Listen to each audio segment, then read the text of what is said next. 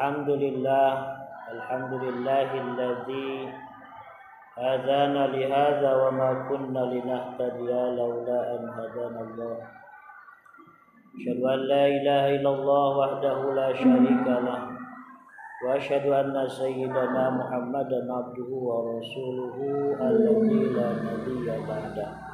Allahumma shalli wa sallim ala Rasulillah wa ala alihi wa sahbihi wa mawala amma ba'du.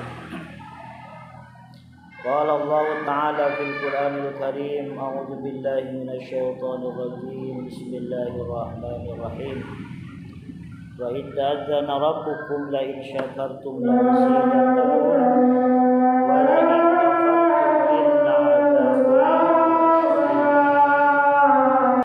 Pertama-tama marilah kita panjatkan puja dan puji kehadirat Allah Subhanahu wa Ta'ala lewat ucapan Alhamdulillahirabbil alamin. Shalawat berserta salam marilah kita limpah curahkan kepada junjungan kita Nabi besar Muhammad sallallahu alaihi wasallam. Tak lupa kepada keluarganya, kepada para sahabatnya, kepada para tabi'in tabi'at, wabil khusus kita semua yang hadir pada kesempatan ini. Mudah-mudahan kita semua ada dalam lindungan maghfirah Allah Subhanahu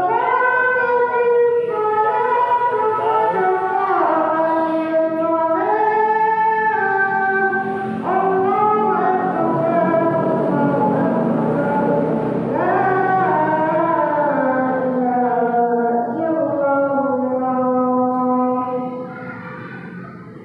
Salawat berserta salam marilah kita limpah curahkan kepada kita yakni habibana wa nabiyana Muhammad sallallahu alaihi wasallam. Tak lupa kepada keluarganya, kepada para sahabatnya, kepada para tabi'in tabi'at, wabil khusus kita yang hadir di majlis dan tempat yang mulia ini. Mudah-mudahan kita diakui sebagai umat baginda Rasulullah sallallahu alaihi wasallam. Dan yang paling utama, mudah-mudahan kita mendapatkan syafaat darinya nanti di yaumil jaza. Amin amin ya Allah ya rabbal alamin. Para pemuda, para pemudi yang berbahagia, mudah-mudahan kita semua ada dalam maghfirah dan ridhonya Allah Subhanahu wa Ta'ala. Alhamdulillah, tidak terasa kita masih diberikan kesempatan oleh Allah Subhanahu wa Ta'ala sampai detik ini, hari ini kita masih bisa bernafas, masih bisa menikmati keindahan dunia, masih bisa menghirup udara yang segar, masih bisa melihat dan memandang pandangan yang indah. Ini adalah berkat nikmat yang Allah berikan kepada kita. Wabil khusus di hari ini tanggal 10 November yang kita peringati kalau penanggalan pendidikan negara Republik Indonesia tanggal 10 November ini diperingati sebagai Hari Pahlawan. Kita mengingati perjuangan dan jasa-jasa daripada para pahlawan. Tanggal 10 November melihat dari sejarah bagaimana rakyat Surabaya yang melawan sekutu Inggris, mereka dengan penuh semangat ingin memerdekakan Indonesia. Rakyat Surabaya bertepatan pada tanggal 10 November berkecambuk, berperang besar-besaran melawan sekutu Inggris, dan alhamdulillah rakyat Indonesia pun wabil khusus di kota Surabaya, Indonesia mampu memenangkan peperangan. Dan peperangan di Surabaya ini dijadikan simbol, diambil tanggalnya bertepatan dengan hari ini, yaitu tanggal 10 November, dijadikan sebagai hari pahlawan. Kita bisa menikmati kehidupan, kebebasan, kemerdekaan negara Republik Indonesia 78 tahun sejak dari 1948 sampai sekarang 2023, itu tidak terlepas dari sejarah dan jasa-jasa dari para pahlawan. Tatkala kita bisa hidup bebas, menikmati kebebasan ini, menikmati kemerdekaan ini, masih ada saudara-saudara kita yang belum bisa menikmati kemerdekaan seperti yang kita rasakan sekarang. Lamun pamuda hayang ngaji tinggal ngaji na, tinggal datang na. Lamun hayang ibadah tinggal niat na. Lamun hayang yang kalusan tinggal derna. Tatkala kita bisa ada dalam kebebasan, saudara-saudara kita yang berada di wilayah-wilayah dan negara-negara yang belum merdeka sampai saat ini, wabil khusus seperti yang kita lihat di negara Palestina. Tadi warga kota Tasikmalaya sudah mengeluarkan pendapatnya, mengeluarkan suaranya yang bertempat di Masjid Agung Kota Tasikmalaya, bagaimana kita seiman dan sekeyakinan, sepenanggungan, kita begitu bela sungkawa, simpati dan empati terhadap keadaan saudara-saudara kita yang ada di Palestina. Kenapa? Kalau kita lihat dalam pembukaan undang-undang bahwa kemerdekaan itu ialah hak segala bangsa. Jadi setiap negara, setiap bangsa mempunyai hak untuk memperjuangkan kemerdekaan. Kenapa? Karena penjajahan di atas dunia tidak sesuai dengan pri kemanusiaan dan pri keadilan. Jadi lebih daripada agama, yang namanya penjajahan, sekecil apapun penjajahan, tidak termasuk pri kemanusiaan dan pri keadilan. Makanya alhamdulillah Indonesia atas rahmat Allah yang Maha Esa dan didorongkan oleh keinginan luhur supaya berkehidupan kebangsaan yang bebas, maka Indonesia menyatakan dengan ini kemerdekaan. Tapi lihat saudara-saudara kita yang sekarang mobil khusus di kota-kota Islam, di negara-negara Islam Timur Tengah, Afghanistan, Yaman, Kuwait, Irak, dan lain sebagainya. Dan yang lebih parah sekarang yang kita lihat di dalam pemberitaan bagaimana kota Palestina, negara Palestina sedang tidak dalam keadaan aman. Mereka dalam keadaan yang tidak nyaman. Anak-anak tidak bisa hidup dengan tenang. Perempuan pun demikian, bahkan wanita-wanita hamil tidak ada teganya mereka bunuh oleh Zionis Israel laknatullah alaih. Marilah kita doakan mereka, mudah-mudahan untuk memperjuangkan kemerdekaannya mereka berada dalam kesabaran dan kemenangan, dimenangkan oleh Allah Subhanahu wa taala. Ala hadiniyah wa ala kulli niyatin shalihah bi barakati surah Al-Fatihah. A'udzu billahi minasyaitonir rajim. Bismillahirrahmanirrahim. Alhamdulillahirabbil alamin arrahmanir rahim maliki yaumiddin. Iyyaka na'budu wa iyyaka nasta'in. Ihdinas siratal mustaqim. Siratal ladzina an'amta 'alaihim ghairil maghdubi 'alaihim waladdallin. Rabbighfir lana wa liwalidayna. Amin.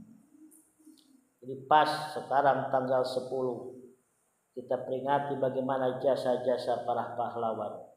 Lalu apa tugas kita sebagai umat manusia, sebagai generasi penerus yang mengisi kemerdekaannya?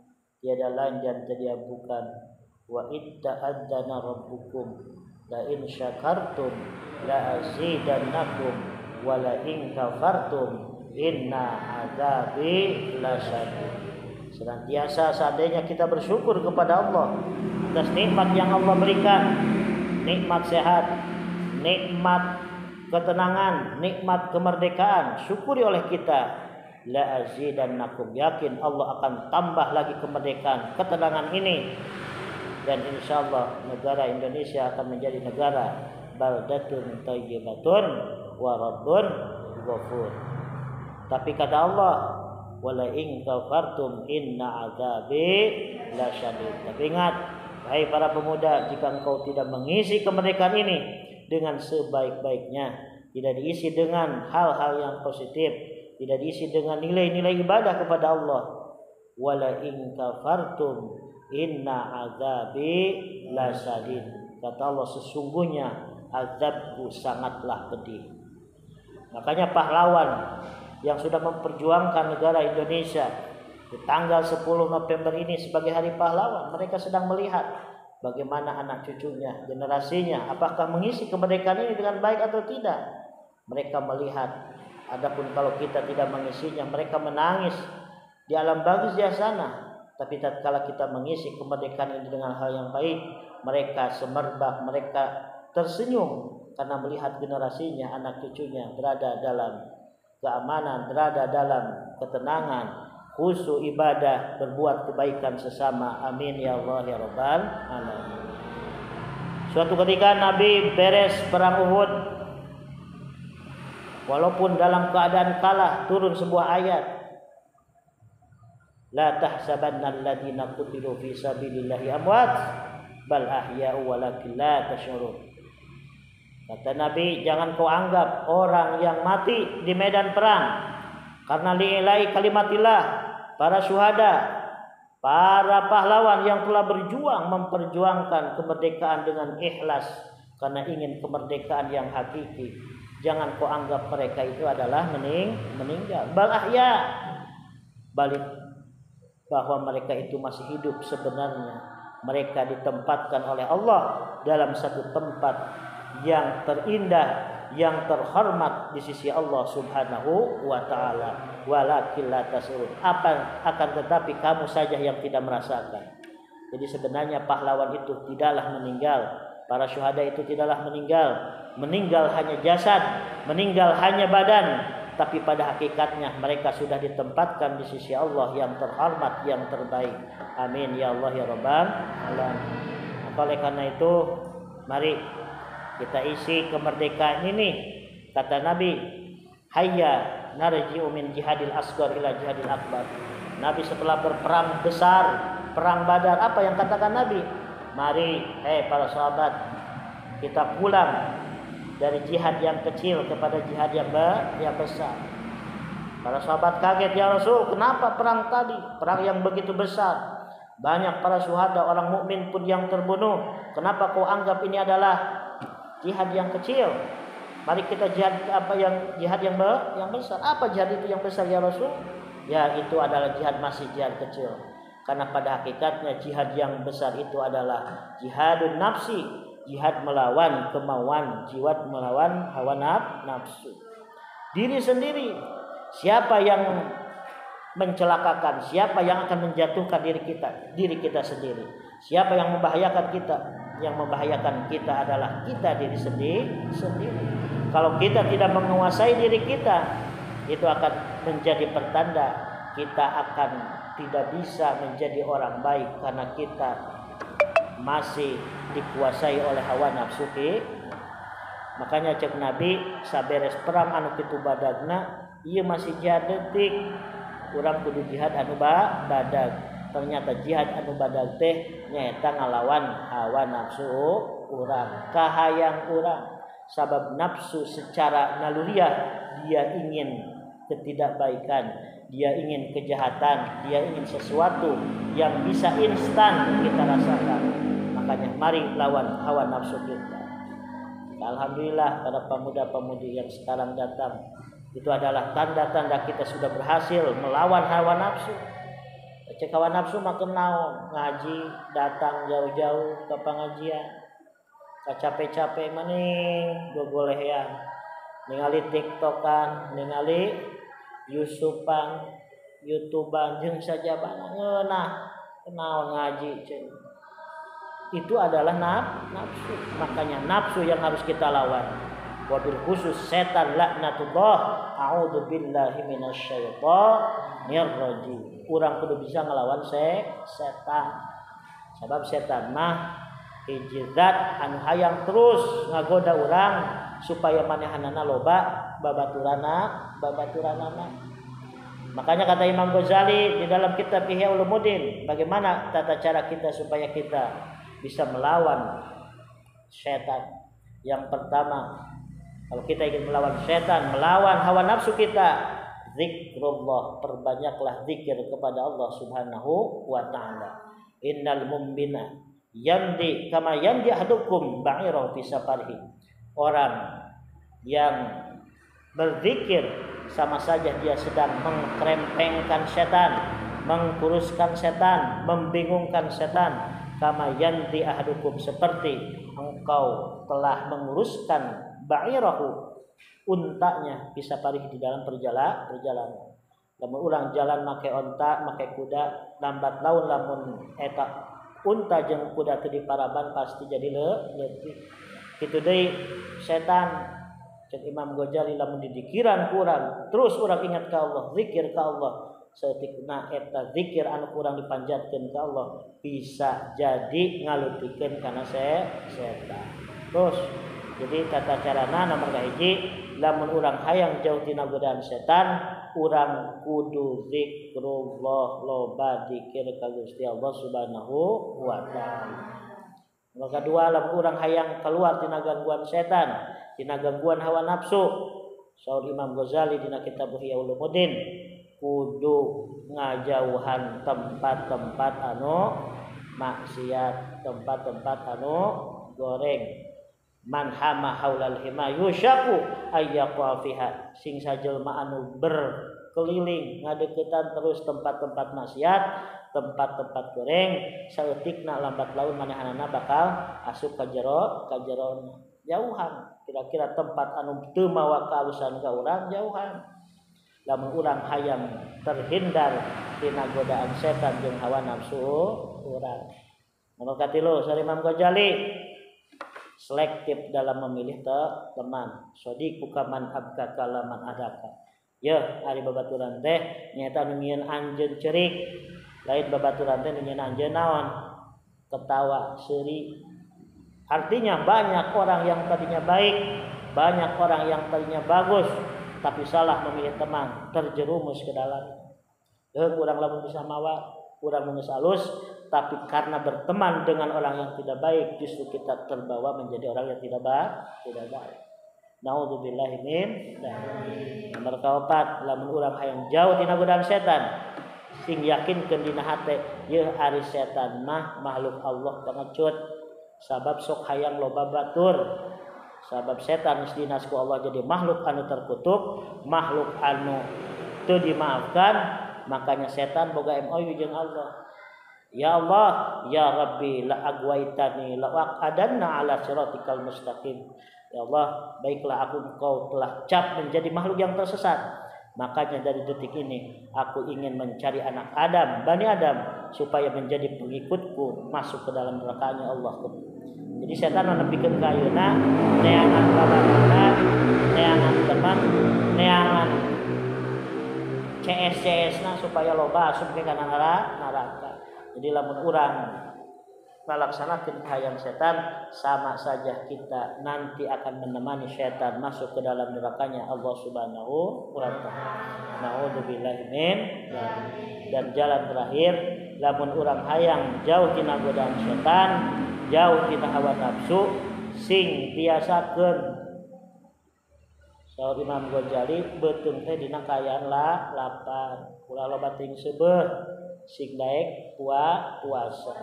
Begitu orang puasa, justru itu akan menekan aliran darah terhadap aliran-aliran setan yang mengganggu di dalam jasad kita. Da ulang ari geuleuh semuanya puasa perilaku loba bahaya maksiat. Maka di antara teknis supaya kita jauh dari godaan setan di antawisna urang sing bae puasa. Loba puasa mah pek puasa Senin Kamis. Siap puasa Daud sampai Kamis sampai puasa sampai henteu. Puasa tengah bulan pek. Yang terpenting dengan puasa itu adalah trik jalan untuk menjauhi godaan setan laknatullah dan hawa nafsu yang ada di dalam diri kita. Mudah-mudahan di tanggal 10 November ini sambil kita memperingati kebaikan jasa para pahlawan, kita pun ingin melawan hawa nafsu kita. Jihad yang paling besar melawan nafsu dan setan yang selalu mengajak kita dalam kejelekan. Mudah-mudahan dengan 5 langkah tadi kita dapat jauh dari gangguan setan dan hawa nafsu yang ada dalam diri kita. Amin ya Allah ya Rabbal alamin. Aladiniah wa ala kulli shalihin dan surah Al-Fatihah. A'udzu billahi minasyaitonir rajim. Bismillahirrahmanirrahim. Alhamdulillahi rabbil alamin arrahmanir rahim maliki yaumiddin. Iyyaka na'budu wa iyyaka nasta'in ihdinas siratal mustaqim siratal ladzina an'amta 'alaihim ghairil maghdubi 'alaihim waladdallin. Sallallahu rabbuna ala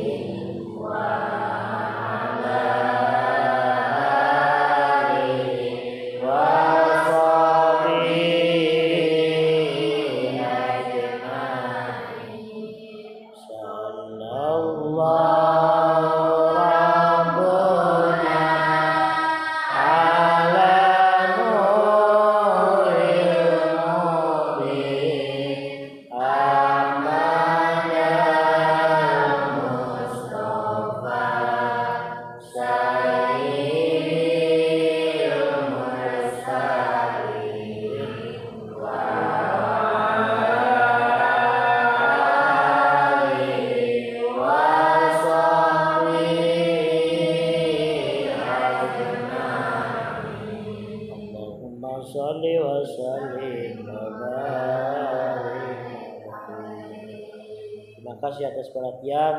Kita kembali pada stasiun dan channel yang sama. Astagfirullahaladzim. Wallahul muwaffiq ila aqwamit thoriq. Assalamualaikum warahmatullahi wabarakatuh. Waalaikumsalam warahmatullahi